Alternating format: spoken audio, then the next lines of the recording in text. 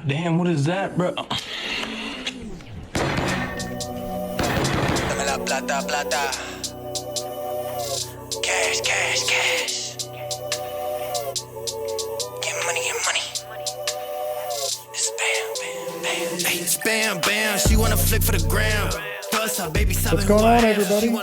I'm AG Crypto. I'm here with Goldwyn. What's going on, man? Not too much, homie. Not too much. So I think on our last episode, we talked about the elephant token and kind of explored the ins and outs of what it is and how it's going up. And we touched a little bit about elephant futures. And I figured today would be a great time to just kind of dig in deeper with that. What's going on with it? Like, what is it? Well, it's high yield cash flow engine that yields about 0.5% daily, or not about it. It yields 0.5% daily.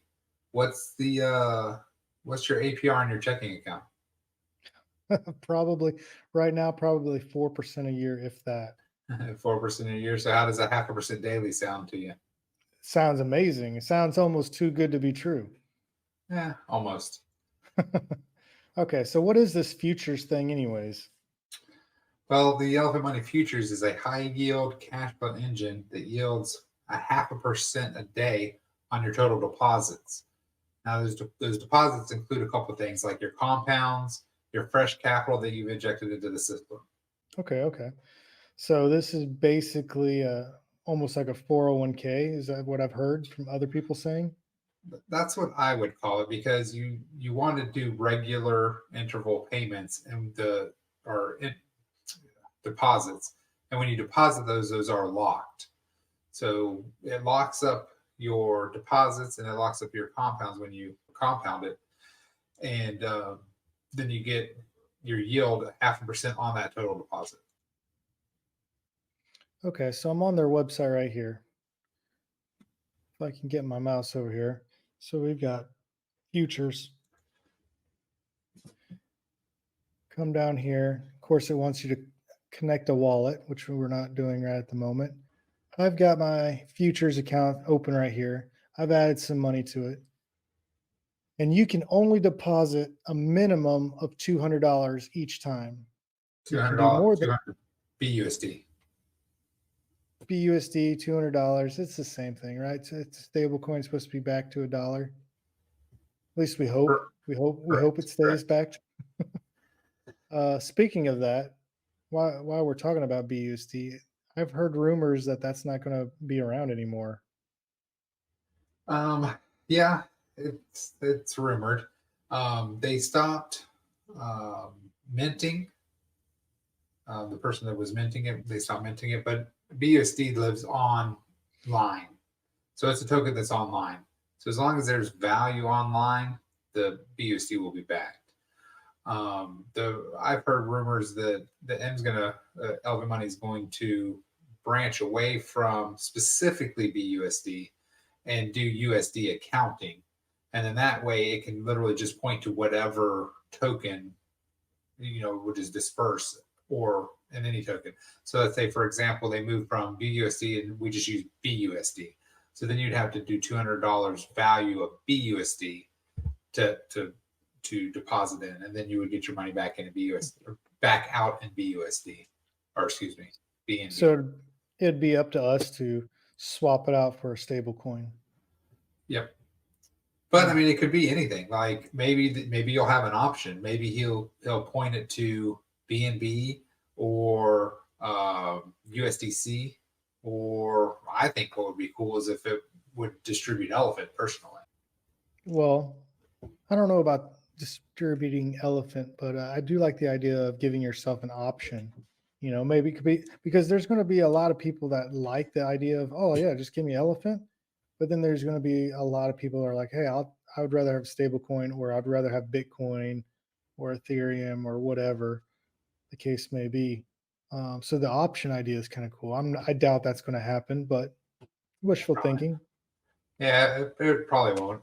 I think right at the moment the word around the water cooler is that it's going to go to USD accounting, meaning that all your numbers will still be dollar value, but you'll have to use BNB in and out.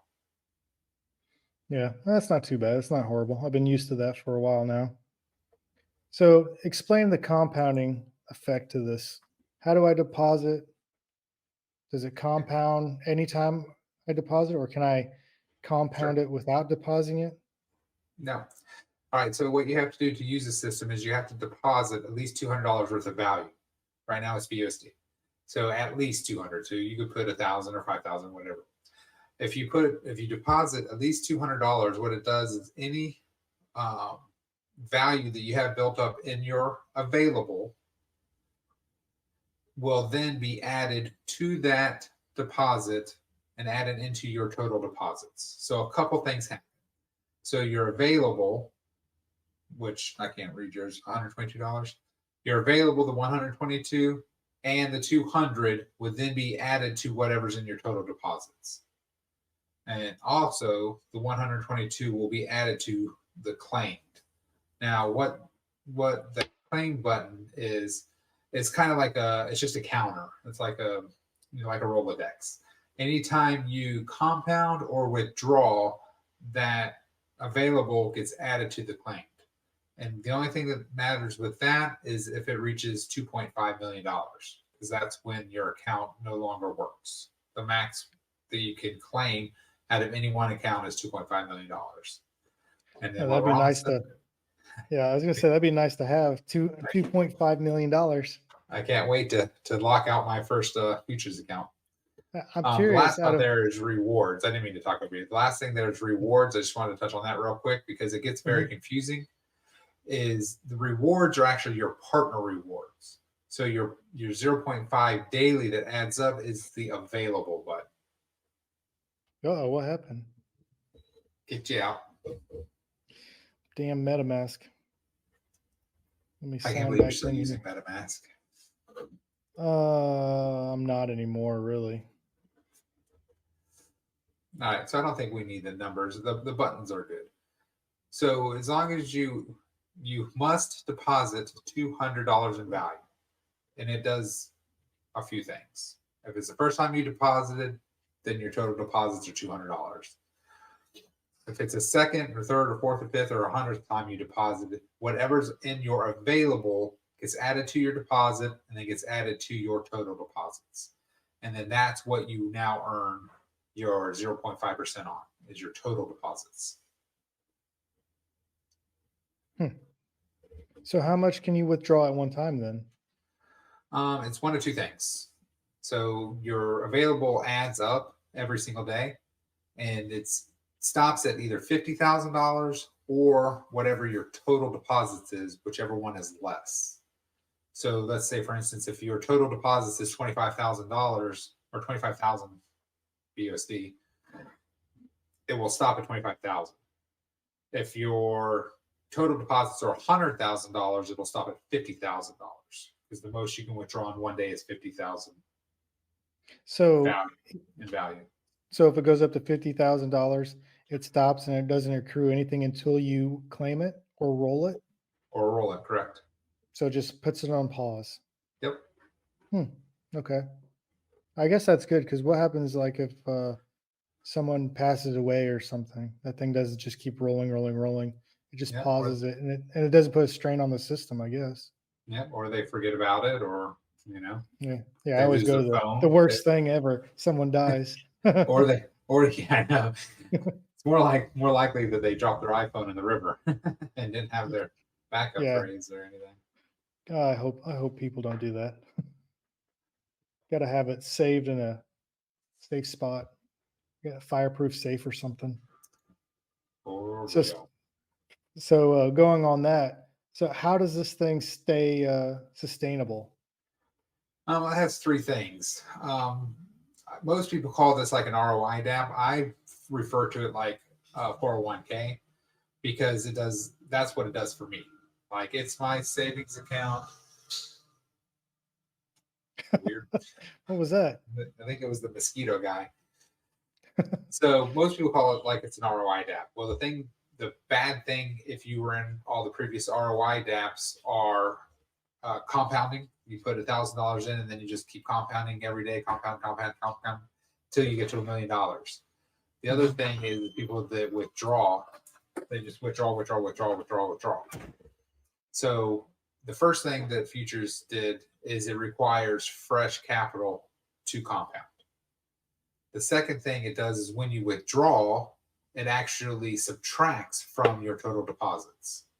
So those are the two main things. So like that, let's take that $50,000 for instance. Let's say somebody did have $100,000 in their account and they forgot about it and they came back and it had stopped at 50.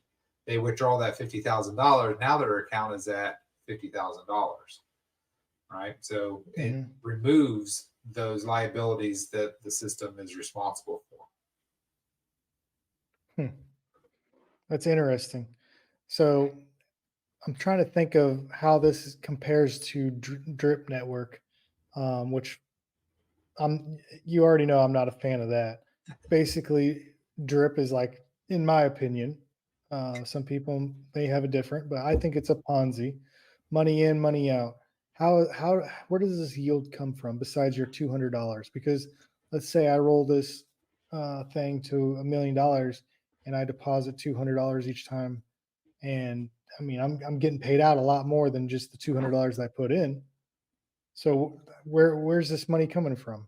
Sure. The futures is backed by the Elephant Treasury. And what happens is when you do your $200, which can be anything, but 90% of that $200 immediately buys Elephant token off of the open market and puts it into the Treasury for safekeeping. So, if you put $200 in and you want your money back, you have to wait 200 days. And then if you just take out that same $200 because you never compounded, your total deposits go to zero. You get your $200 back. Well, Bertha held on to your money for 200 days. So let's say that in that first, when you put it in, it bought 1,000 Elephant tokens. Right? At that end of that 200 days, because as you showed the chart going up, and up, now Bertha only needs to sell 100 of her Elephant tokens to pay that $200 back. So not only if you just deposit one time, you're not going to make any money on your money. You're just giving the Treasury a loan. So you have to compound, which would require a second $200 injection. And again, you put $200 in, 180 of that goes directly into the Treasury in the form of Elephant token. And the other 10% is held in a BUSD buffer pool that pays out daily liabilities. Okay. So what happens when you get a whole bunch of people that run this thing all the way up to, I believe you said 2 million or 2.5 million is the limit? Well, 2.5 million is the most you can claim.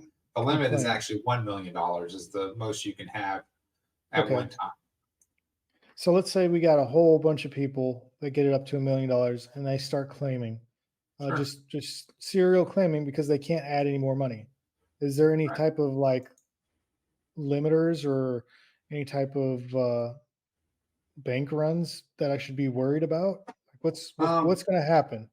Well, first of all, there are a few limiters, and what the rate limiters, and what they do is if you are compounding more than you're depositing, it will limit your rate. So your rate will go from 0.5 to 0.45 to 0.4 to 0.35 and so on. And that is, so you deposit 200 and let's say you had $100 in compounds. So now your deposit's actually $300. And then over time, what happens is you're compounding, and how much you're compounding is actually more than what you're depositing. Well, the first rate limiter is $50,000 difference. So if I only put $10,000 of fresh capital in, but my account is now up to $60,000 in total value, that means I have now compounded $50,000 more than what I have deposited. So now my rate limit has gone from 0.5 now down to 0.45. So again, those people that, unless they have put in $500,000 right off the giddy up, they're probably in, the second or third tier of that by the time they get to their $1 million. So again, they still have that money, but now instead of getting a 0.5% every day on $1 million, now they're getting 0.3%. So that's one way it slows the process down. The Okay, so second they're thing, still go ahead. they're still getting paid. It's just going to take a longer period of time because you're getting paid out less. Correct. And then Okay. also, unless they get together and say, let's get 100 of the people that have $1 million and all claim on Tuesday, the likelihood that they claim on the same day is unlikely. But what happens first is that BUSD buffer pool is depleted. And if that gets depleted, then what it does is it asks the Treasury for more money. And so the Treasury would then sell a little bit of the elephant tokens that it had bought, a year ago, 2 years ago, 3 years ago, however long it took for that one person to get to that $1 million. And it sells a little bit of the elephant to then fund the BUSD buffer pool again. So that buffer pool, is that a percentage of what comes in daily, or is that a percentage of like how does that percentage work? It's 10%, right? 10% of It's 10% of the deposits are stored in that buffer pool. Now, I don't know how much it goes back up. Like, let's say it does get depleted. I don't know how much it then sells and brings in. Does that make Okay. sense? Yeah, because So, I'm like thinking if you get $1 million come in one day, 10% of that would be 100,000, right? correct. So you have 100,000 in the buffer pool, but then let's say you've got 500,000 that is being withdrawn because of the people that got in a lot sooner and built it up. So that at that point, Bertha, the Treasury, will have to add 500,000 to get it back to 100,000 in the buffer pool, Yeah. or does it just put in 400,000 so it can pay off the 500,000 to the debt that it owes? And then at that point, I'm assuming it's got to put in 5 minus that 1 and get you back to 10%. Right. I don't know if you know that answer or not, but I do not know that answer. We should look that up. well, then why are you on the show? No, that can kick me off. Kick me All right, off. man. So, what's the benefit of this? Like, why is The it, what's it gonna do to the system? I feel like that's just adding more strain to the system. Well, as we talked last time, when futures comes in, the biggest thing about Bertha is its shockonomics, or I'm not quite sure what SK has coined the supply shockonomics. But for every dollar that comes into the system, there's a multiplicative event when the system buys tokens, right? Like, I wish we had the thing up. Yesterday, somebody bought $105,000 worth of elephant token. Okay, that raised the price of the elephant token by 0.8044. Okay, so that one purchase raised the elephant token 8044. When you multiply that by the Treasury gained $800,000 in value from that one sell. So the dude put in 100,000, but the system gained $800,000 in value. So the same thing, that $200, we'll just say it's $200. We know it's $180. But for every $200 deposit, the system multiplies it, and the lower the LPs get, the higher that multiplicative. That's a crazy word. The higher the multiple is. So right now we're at like a 5x. So for every $200 that comes in, it actually raises the Treasury value by 1,000. So the Treasury is outpacing the liabilities. So even right now, futures is $17 million in liabilities. So if nobody put one more dollar into the system and all they wanted to do was claim, Bertha would only owe $17 million. And as you said earlier, Bertha's at $89 million. So Bertha, even after she pays all of futures off, would still have $72 million in her treasury. So let's say I get my account up to $10,000 and I put in $200. That $200 rolls everything, and the system takes the $200 and buys more elephant for the Treasury. Yes. Okay. Because I was So- curious if it just did the $200, or does it take the money that I get in rewards? Let's say I have $500 in rewards coming. Does it take that and buy Elephant 2, or does that just add it? It just No, adds in the those- background. that's paper rewards. Those Okay. really don't come into effect until you claim. Okay, so the only money that's actually buying Elephant is what I'm fresh capital. Fresh capital. Yep. Fresh capital, not anything rolling over. Okay, well, hey man, if you got some time, let's do some scenarios. Sure.